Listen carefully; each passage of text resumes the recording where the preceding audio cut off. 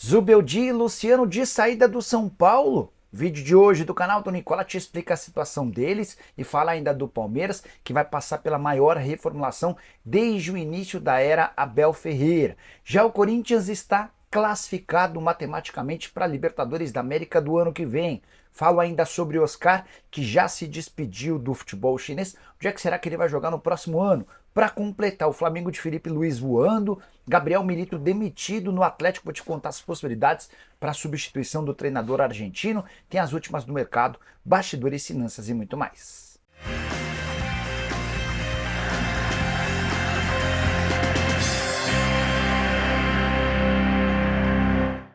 Fala aí pessoal, sou Jorge Nicola, bem-vindos a mais um vídeo do canal, sempre bom ter vocês por aqui sem perder tempo, só pedir para deixar like, se inscrever no canal e ativar as notificações. Antes de começar a passar as informações, deixa eu só dividir uma dica importante com vocês. Pessoal, hoje eu quero falar sobre um novo parceiro do canal do Nicola Master, a primeira academia de formação trader do Brasil. É a chance perfeita para você se tornar um trader profissional ou ganhar conhecimento para trabalhar melhor seu dinheiro. Viu como é bom? Já são mais de 4.500 traders formados desde 2018 pela Master. E a grande notícia vem agora, dos dias 9 a 12 de dezembro, você poderá participar da Semana do Conhecimento e de forma absolutamente gratuita. Trata-se da Semana Metadólar, com aulas teóricas e práticas com um grande professor e trader Ale Vale, com experiência de mais de 20 anos no mercado. Para participar da Semana Metadólar, de graça, é muito simples, basta clicar no link que está na descrição desse vídeo ou apontar seu telefone celular para o QR Code que está aparecendo na tela e em alguns passos você estará cadastrado. Viu como é simples? Não perca tempo. Se você já é trader de qualquer nível, ao participar, verá que adquirir experiência é sempre muito incrível. Vem para Master! Agora sim, bora começar o vídeo com aquele tradicional giro de notícias, e a primeira informação é sobre o Vasco, que venceu o Atlético Mineiro por 2-0 em São Januário, e o que chamou a atenção foi a presença de uma bandeira entre torcedores do Vasco. Bandeira da Grécia, em referência a Evangelos Marinakis. Torcedor cruzmaltino tem deixado muito clara sua preferência pelo magnata grego que negocia a compra da SAF do clube. Já no Cruzeiro, mais uma derrota. O time sob o comando de Fernando Diniz no Campeonato Brasileiro vai de mal a pior. Uma vitória, 5 empates e 5 derrotas. Derrota dessa vez para o Palmeiras dentro de casa. No fim da partida, perguntado sobre o risco de demissão, o Diniz disse, abre aspas, não tenho temor nenhum pelo cargo, fecha aspas. Quero contar ainda que o sorteio do Super Mundial de Clubes acontece nessa quinta-feira a partir das 3 da tarde. A gente vai conhecer os grupos de Flamengo, Palmeiras, Fluminense e Botafogo. Eles não podem estar no mesmo grupo. Lembrando também que Flamengo, Palmeiras e Fluminense estão no pote 1, ou seja, vão ter um grupo com apenas um time europeu. Botafogo, que não é cabeça de chave, aparece no pote 3 e certamente estará num grupo com 2 times da Europa. Bora falar agora sobre o que ainda está em jogo no Campeonato Brasileiro para a última rodada. Só para lembrar, tem mais 2 partidas nessa quinta-feira e a definição do torneio no próximo domingo com a rodada completa. O título do Campeonato Brasileiro ainda está em jogo. O Botafogo venceu o Internacional por 1-0 em Porto Alegre, o Palmeiras venceu o Cruzeiro por 2-1 em Belo Horizonte. Dessa maneira, a distância se manteve em 3 pontos a favor do Botafogo. O Fogão só precisa de um empate contra o São Paulo no Newton Santos no próximo domingo para se sagrar campeão brasileiro pela primeira vez desde 1995. Até o Abel Ferreira meio que já jogou a toalha. O Verdão precisaria vencer o Fluminense em casa e torcer por uma derrota do Botafogo contra o São Paulo, que não tem batido ninguém. Outra disputa para a última rodada, a última vaga na pré-Libertadores. O Corinthians assegurou sua classificação nessa quarta-feira com a derrota do Cruzeiro. E a disputa nesse momento se dá entre Bahia e Cruzeiro. O Bahia tem 50 pontos, o Cruzeiro aparece com 49. O Bahia só precisa vencer o Atlético Goianiense em casa para confirmar o 8º lugar e a última vaga na pré-Libertadores. Já o Cruzeiro vai precisar torcer por um tropeço do seu rival, o Bahia não vai poder vencer, o Cruzeiro também vai precisar vencer o Juventude em Caxias do Sul. Terceira situação importante, a definição das últimas vagas para a Sul-Americana. Vale a lembrança de que os 4 últimos times caem, e aí o 16º e o 15º colocados nem caem e nem vão para a Sul-Americana. O restante dos times que não foi para a pré-Libertadores ou para a Libertadores vai para a Sula.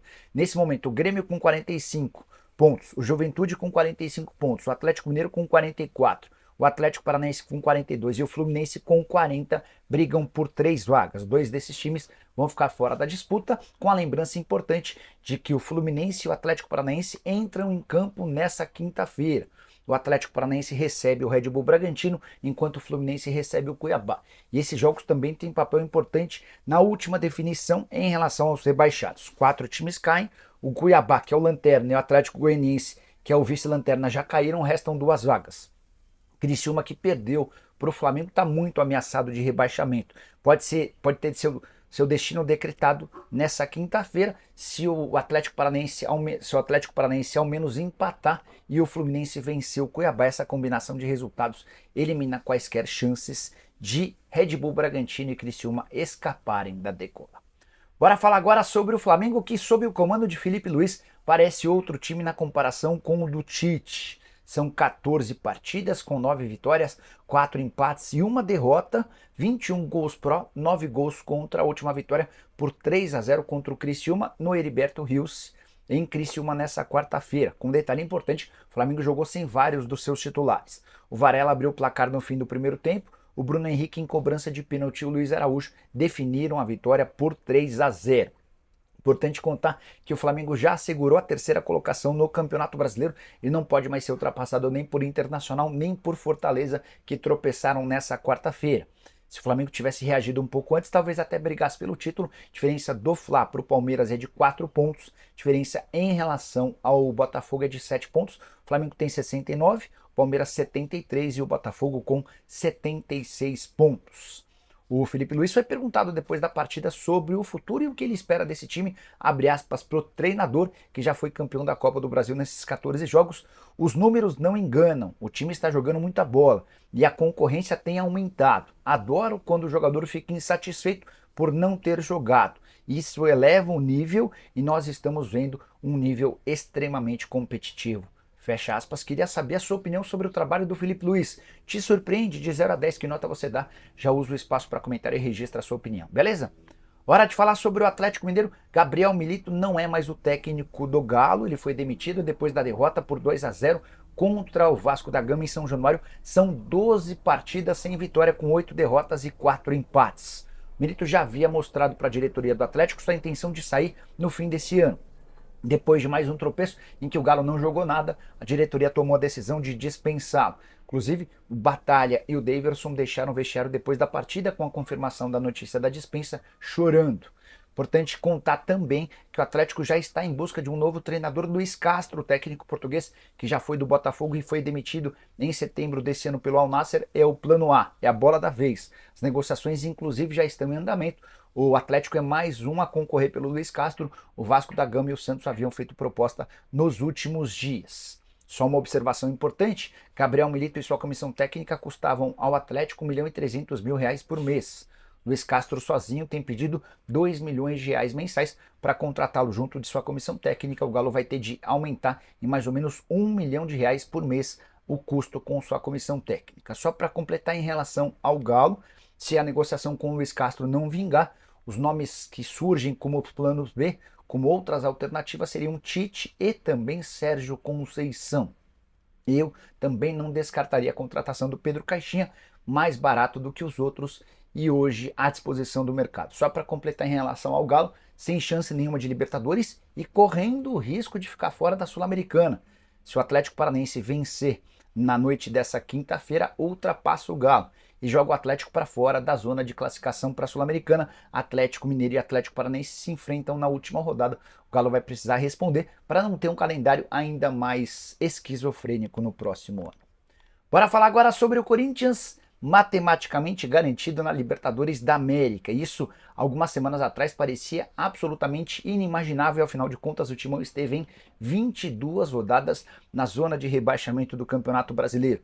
A classificação para a pré-Libertadores se deu depois da derrota do Cruzeiro para o Palmeiras. Quem diria que o Palmeiras ajudaria o rival Corinthians? Timão tem 53 pontos na sétima colocação, só pode ser alcançado pelo Bahia, que é o oitavo, com 50 pontos. O Cruzeiro estacionou nos 49 pontos, o último jogo do Corinthians contra o Grêmio, meio que para cumprir tabela em Porto Alegre. Timão que vem de 8 vitórias consecutivas, seu recorde na história nunca.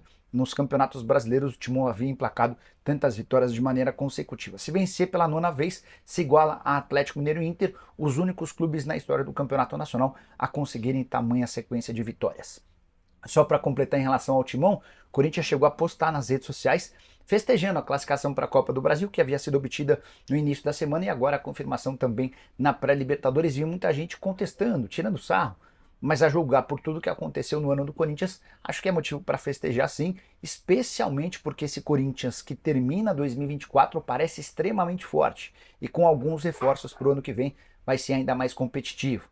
Já havia dito para vocês que Sérgio Ramos está descartado, negociação com o Soteldo não é simples, especialmente porque o Santos vai preferir negociá-lo com outro clube do que não com um rival. Também contei com exclusividade que Mateuzinho, meio atacante que pertence ao Vitória, foi consultado, mas o presidente do Leão, o Fábio Mota, não tem a intenção de negociá-lo com o Corinthians, por entender que o histórico recente do Corinthians não é um bom indicativo. O Timão tem devido para vários dos clubes com quem ele negocia. Hora de falar sobre Oscar, que enfim está livre no mercado. Ele se despediu do Xangai Port nessa segunda-feira, com direito a um gol no empate em 1 contra o Gwangju, time da Coreia, na Liga dos Campeões da Ásia. O contrato do Oscar se encerra em 31 de dezembro e não houve a possibilidade de uma prorrogação do vínculo, porque na China criou-se um novo teto salarial. Ele ganhava 25 milhões de dólares por temporada, o novo teto salarial é de 3 milhões de euros.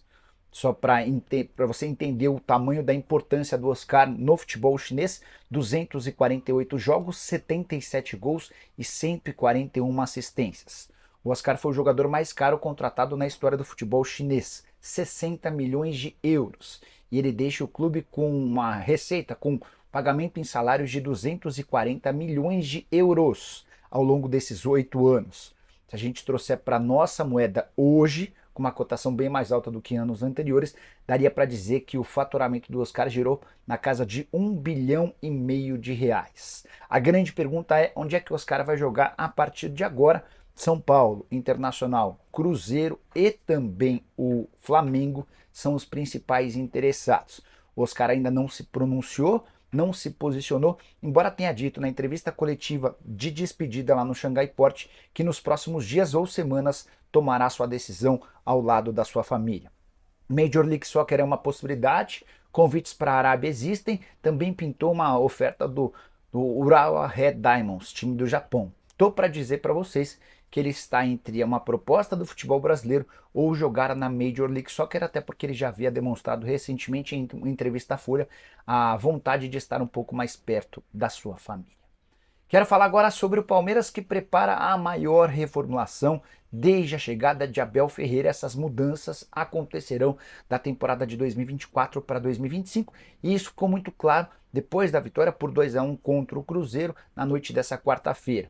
Vitória com o gol do Estevão praticamente nos acréscimos em linda cobrança de falta. O Abel Ferreira já meio que jogou a toalha em relação ao título do Campeonato Brasileiro.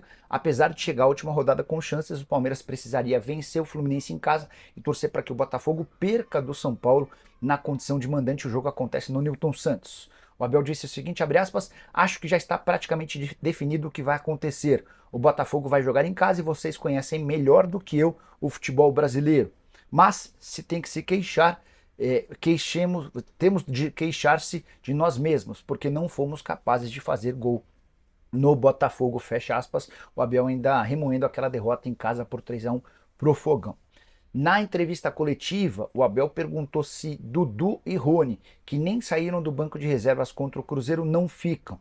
E a resposta ilustra aquilo que eu dizia para vocês agora há pouco sobre uma reformulação grande, abre aspas para ele: no devido tempo vocês vão saber sobre o planejamento para 2025. Ninguém vai embora se não quiser, até porque todos têm contrato, fecha aspas. Já havia contado aqui no canal que o zagueiro Naves, o lateral esquerdo Vanderlan, o volante Zé Rafael, o também volante Gabriel Menino, o meio atacante Rômulo e o atacante Rony estão à disposição do mercado aguardando por ofertas. O Dudu tem conversas avançadas para se tornar reforço do Cruzeiro. por conta de todas essas saídas, reformulação será pesada, importante, significativa, por conta também de uma temporada abaixo das expectativas. Palmeiras é campeão paulista, mas não vai bem e acaba se decepcionando na Copa do Brasil e na Libertadores com eliminações nas oitavas de final no primeiro mata-mata. O Campeonato Brasileiro também ficou pelo caminho. Gostaria que você usasse o espaço para comentário para dizer o que você pensa sobre o ano do Palmeiras. Quero encerrar o vídeo para falar sobre o São Paulo com mudanças inesperadas. A diretoria do São Paulo chegou a cravar na semana passada que Luiz Ubeldia fica. Já não dá para ter tanta certeza assim. E o Luciano surpreendeu a todos ao afirmar, depois da derrota, mais uma dentro de casa para o Juventude no Morumbi, que seu futuro não está garantido no tricolor. Vou explicar todos esses detalhes. Primeiro, falar sobre a derrota por 2-1 para o Juventude, diante de 31.442 torcedores. Morumbi com bom público para um jogo que não valia nada. O São Paulo chegou a estar perdendo por 2-0.